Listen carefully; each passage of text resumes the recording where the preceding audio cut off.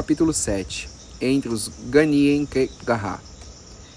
Quem é esse Huron que aqui chega fazendo suas pregações? Exclamou o velho guerreiro. Será que seus ensinamentos já foram testados entre seu próprio povo? Que volte para lá. Quando seu povo já estiver posto em prática os seus ensinamentos e quando a paz chegar às tribos ao norte do mar interior, então que ele volte para nós e talvez o escutemos. Mas agora, essas palavras são vazias. Leve-as de volta ao lugar de onde veio, Huron. Você não é bem-vindo entre nós. Suas palavras não são palavras de paz, mas palavras que trazem confusão para a cabeça dos meus jovens. Sem resposta, afastei-me da roda em torno do fogo do conselho. Fazia algumas semanas que eu estava entre os Mohawks. Mesmo no princípio, eles apenas toleravam a minha presença. Eu era um estranho que falava abertamente e vinha do norte. Agora, até a acolhida um tanto hesitante que tive no início já não era mais oferecida. Durante os longos crepúsculos do princípio da primavera, eu lhes havia falado da tragédia desnecessária causada pelas guerras entre as tribos. Em torno do fogo central da aldeia, eu apresentara a minha visão dos Mohawks, dos Oneidas, dos Onondagas, dos Cayugas e dos Senecas, que viviam todos juntos em acordo de paz. Todavia, nas últimas semanas, minha presença tinha trazido muita coisa à tona, incluindo uma certa discórdia que crescia. As opiniões a respeito da sabedoria daquilo que eu dizia eram divididas. A minoria que acreditava nas minhas palavras já entrava em conflito caloroso com os guerreiros mais velhos, que suspeitavam de cada palavra que eu pronunciava. Talvez ainda tivessem me concedido mais tempo para apresentar o meu ponto de vista se não houvesse entre os Mohawks daquele tempo um jovem visitante de uma tribo vizinha, Ayawentá, um Onondagan, que sem nenhuma razão aparente me levava a mal desde o princípio momento. Tomado pelo ódio e com surtos de raivas repentinos, opunha-se violentamente a cada argumento que eu ousava apresentar a favor de uma confederação unida. Ele fazia ver aos Mohawks como a minha presença entre eles já era por si só uma fonte de divisão e de conflito, e que enquanto eu falava de paz, eu estava realmente trazendo a desarmonia à tribo, criando discussões e confusão. Ayawentá, ou Hiawatha, como era chamado mais frequentemente, afirmava que era essa a minha intenção e o meu propósito, e que minhas palavras de paz eram apenas um disfarce. Passei essa noite longe do acampamento, sozinho. O tempo estava mais quente, o ar parava, pesava como se estivesse à espera de alguma coisa. Eu podia sentir o cheiro da chuva que se aproximava. Até altas horas fiquei olhando o negrume nublado acima da minha cabeça, pensando em qual deveria ser o meu próximo passo. Só uma vez avistei de relance as estrelas. Acordei tarde sem ter chegado a conclusão alguma. Após uma corrida pela região que se sabia ser lugar de boa caça, o céu estava totalmente carregado de nuvens escuras. A tempestade se aproximava. Pelo meio da tarde, vi-me caçando ao longo da beira de um precipício que ia dar numa garganta profunda. Subi e estirei-me nos galhos de um enorme carvalho velho, de muitos anos, que se projetava sob o precipício em cujo fundo, uns 40 metros abaixo, corria um riacho. Da minha mão, posição na árvore projetada sob o precipício, eu tinha uma visão de aproximadamente 2 quilômetros ao redor, esperando localizar o plantel de veados brancos cujos rastros tinham me levado até ali. Logo mais à noite, à discussão em torno do fogo, raciocinei iria bem melhor se eu conseguisse levar de volta comigo a carne de um belo veado, pois eu ainda pretendia continuar na minha missão. Eu não poderia deixar que algumas poucas palavras mais duras me detivessem na realização do meu propósito. Surpreendi-me ao ouvir o ruído de pessoas que se aproximavam do local onde eu estava. Estavam ainda bastante longe, no entanto, eu sabia pelos sons das folhas secas pisadas que se tratava de um grupo numeroso. 2 bravos correram na frente do grupo e fizeram sinais apontando suas flechas para que eu ficasse onde estava. Mais tarde eu soube que Hiawatha aproximara-se da minha ausência. Durante a manhã, para incitar e enfurecer a tal ponto os guerreiros principais da nação dos Mohawks, incluindo o chefe pajé e seus conselheiros mais chegados, que todos haviam saído em bando para me matar, pretendendo com isso livrar-se do homem que agora consideravam um inimigo. Reuniram-se sob a árvore na beira do precipício, começando logo a me censurar violentamente, acusando-me de ser um agente Huron, enviado para romper a unidade da tribo. No início, ouvi em silêncio e com paciência o que diziam, mas depois meu espírito reagiu. Não tomando conhecimento da ordem dada pelos 2 jovens cujas flechas estavam apontadas na minha direção, coloquei-me de pé na forquilha principal daquele velho carvalho agonizante. Disse-lhes que, embora alegassem querer a paz, eram tão defensivos e suspeitosos que se recusavam a acreditar em pessoas de tribos vizinhas como eu, que chegavam a eles sem nenhuma maldade, e com isso criavam inimigos por causa de seu temor.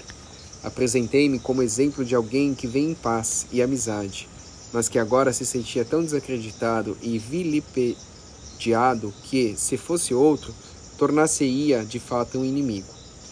Mostrei-lhes como seus próprios temores e suspeitas tinham feito inimigos em muitas tribos vizinhas, quando na realidade aqueles vizinhos só queriam a paz tanto quanto qualquer Mohawk. Olhem, eu disse, apontando o chão ao pé da árvore. Eu posso ver o ódio e o medo de vocês. Vocês não os veem também pipocando pelo ar? Naquele exato momento, as nuvens de tempestade que se aglomeravam sobre nós explodiam repentinamente. Um forte trovão de grande impacto sacudiu a árvore em que eu estava, e ao mesmo tempo um relâmpago correu pelo chão que eu apontava. Olhem, repeti no silêncio que se seguiu. Eu lhes mostrarei o ódio. Ele flui de vocês, desse grupo que está aí em pé. Sobe por esta árvore velha e retorcida e fragmenta-se como estes galhos tortos e secos que estão morrendo, transformando-se em varinhas e forquilhas secas. A ideia com a qual vocês vivem de que a guerra entre as tribos é necessária é falsa e disforme, e tão precariamente arraigada quanto esta velha árvore suspensa sobre esse precipício. A crença na guerra, como caminho de vida, não apenas separa vocês de outras tribos, como os galhos desta árvore torcida se separam do tronco, mas também os separa de suas famílias, de suas fogueiras do lar, de todas as coisas que vocês mais amam. Cada vez que partem para a luta, vocês sabem que isto é verdade. Por acaso vocês aumentam sua segurança acreditando nessa mentira monstruosa? Não. A ideia divide-os um dos outros, pois incentiva valores e formas de comportamento que não criam amizade entre os guerreiros, nem paz nas aldeias, nem canções alegres em torno das fogueiras sagradas. Essa mentira na qual acredito é como uma árvore que morre, uma árvore que não oferece nenhum conforto, nenhum combustível, nenhuma sombra, uma árvore que suga a força da terra e torce os valores de todos os que ficam presos aos seus muitos galhos tortos. Se continuarem a viver suas vidas entre as raízes dessa árvore de guerra, vocês, como o jovem Hiawatha aí na frente, verão os mares da guerra entrar nos seus próprios corações. Dentro de suas almas, as batalhas soarão à medida que se afastarem, como Hiawatha, da paz interior que é o direito natural de todos os povos verdadeiros.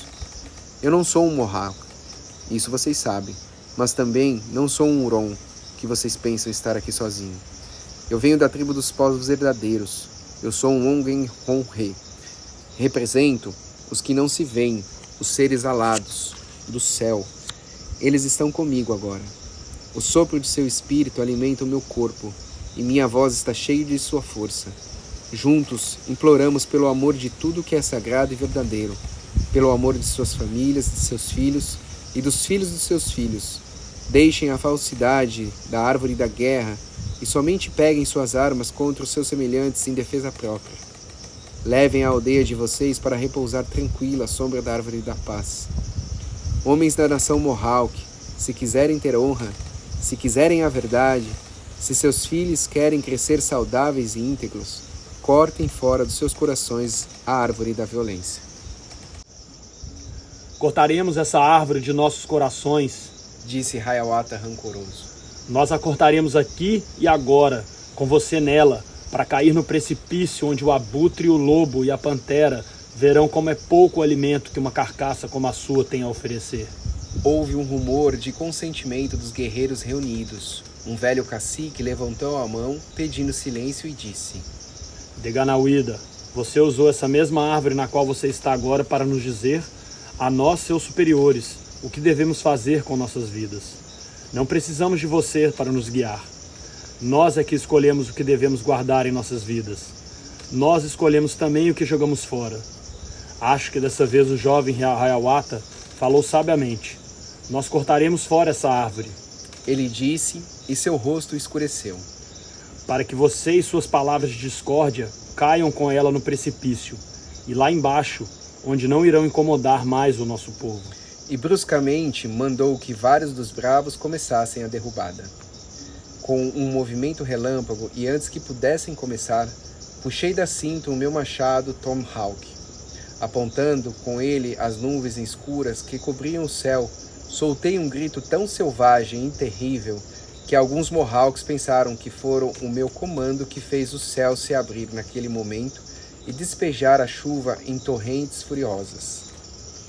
Não, guerreiros da nação Mohawks, gritei acima da fúria da chuva que corria diante do vento. Fui eu quem disse que a árvore da guerra torcida deveria ser cortada de suas vidas. Eu cortarei essa árvore e cairei com ela no precipício. Meu gesto lhes ensinará o que minhas palavras não conseguiram fazer. Nenhum homem deve ter medo de cortar fora da sua vida a falsidade, mesmo se é nessa falsidade que ele está. Uma vez que reconhece isso, não deverá ter medo de arrancá-la fora, pois continuar na falsidade, uma vez que reconhecida, é renegar a paz futura e a alegria. E a vida não terá nenhum valor se suas raízes forem falsas. Com fúria selvagem, comecei a cortar o tronco da árvore onde eu estava. Os Mohawks ficaram impressionados, observavam o silêncio, enquanto chovia torrencialmente. Com a fúria da batalha em mim, trabalhei com minha arma sem parar, repetindo as batidas violentas, cortando cada vez mais fundo o tronco da árvore que me servira de tribuna. Quase uma hora se passou, marcada pela chuva que caía e pelo som do meu machado ferindo a madeira. Nada mais falei até que nada mais restou, a não ser uma pequena secção de tronco. Eu sabia que com mais 1 ou 2 golpes a árvore cairia. Pela primeira vez, desde que soltara a minha fúria, parei e fiquei quieto. Desta vez, os rostos que me vi mostravam uma expressão diferente. Isto eles respeitavam. Isto eles entendiam. Como todos os que estavam sintonizados com um grande espírito, meu ritmo estava em perfeita harmonia com o mundo da natureza. Pois no exato momento em que me ergui para descansar, o sol rompeu as nuvens e surgiu um arco-íris, um arco brilhante, que cruzava o vale através de mim. Apontei para o círculo do sol, apontei para o círculo do horizonte. Falei dos muitos círculos completos da natureza, o círculo dos ciclos da lua, os círculos das estrelas, os círculos das estações, das frutas, amadurecendo nos galhos, o círculo do olho honesto e aberto. A verdade é bonita, eu disse. A verdade é como um círculo, e no entanto, o arco-íris que vocês veem através de mim não é um círculo inteiro. É um meio círculo de 5 tribos de luz colorida, brilhando juntas em harmonia. Ele aparece hoje para lembrar as nações e as tribos dos iroqueses que devemos completar o círculo do arco-íris nas nossas vidas, através delas, vivendo em harmonia com a terra e com suas criaturas, em harmonia com as leis da natureza e em paz com as nações que nos rodeiam. Cada tribo é como uma das cores que estão vendo diante de vocês, que juntas compõem o arco-íris. Observem por um momento. Estão vendo as cores se tocando e se misturando? Isto é o símbolo da partilha das tribos que vivem em paz, onde os povos honram os caminhos do grande espírito. Aparecem novas cores mais bonitas, que então passam a existir. Graças a essa partilha, há fartura para todos. O arco-íris nos foi dado como um sinal para lembrar-nos que devemos ser tribos que vivem juntas em harmonia na terra. O arco-íris é um meio círculo que temos de completar dentro de nossos corações. A não ser em autodefesa, não existe lugar para a violência num coração que honra os ensinamentos do grande espírito. Arranquem esses erros de suas vidas, como agora eu arranco desta árvore de suas falsas raízes. Com isso, dei um salto no ar e caí com todo o meu peso naquela massa que se projetava sobre o precipício. Houve um forte estalido e o carvalho desprendeu-se do barranco, caindo comigo agarrado em seus galhos, dando voltas e voltas no vazio. A queda foi mais de 30 metros, e verdade seja dita, eu nem tinha pensado em viver ou morrer. Julguei que a oportunidade que me fora dada para transmitir aquele ensinamento fosse suficiente para justificar uma vida inteira. Morrer ou viver naquele meu corpo não faria nenhuma diferença para mim, pois eu sabia que o povo dos Mohawks seria mais pacífico, depois do que tinham visto naquele dia. Segurei firme nos galhos que caíam comigo, deixando-me invadir por um profundo sentimento de gratidão pelo momento perfeito que me sustentava no ar. A providência determinou que a árvore caísse em cima de várias outras árvores, que cresciam no chão da garganta do vale. Embora não tivesse como me segurar, minha queda foi interrompida por uma sucessão de galhos que um após o outro a suavizaram. Na verdade, eu senti que os galhos eram as mãos do Grande Espírito, amparando-me no seu amor. Cheguei ao chão com alguns poucos arranhões, uma das contusões, e no coração um grande triunfo. Quis também a providência que, ao contornar a garganta na viagem de volta ao acampamento dos Mohawks, distância de aproximadamente 20 quilômetros, um veado cruzasse o meu caminho. O animal acabou jogado sobre meus ombros, fazendo-me companhia quando entrei na aldeia ao anoitecer. Os Mohawks estavam em silêncio quando cheguei. Joguei a caça no chão, indicando que aquele era meu presente para o povo do acampamento.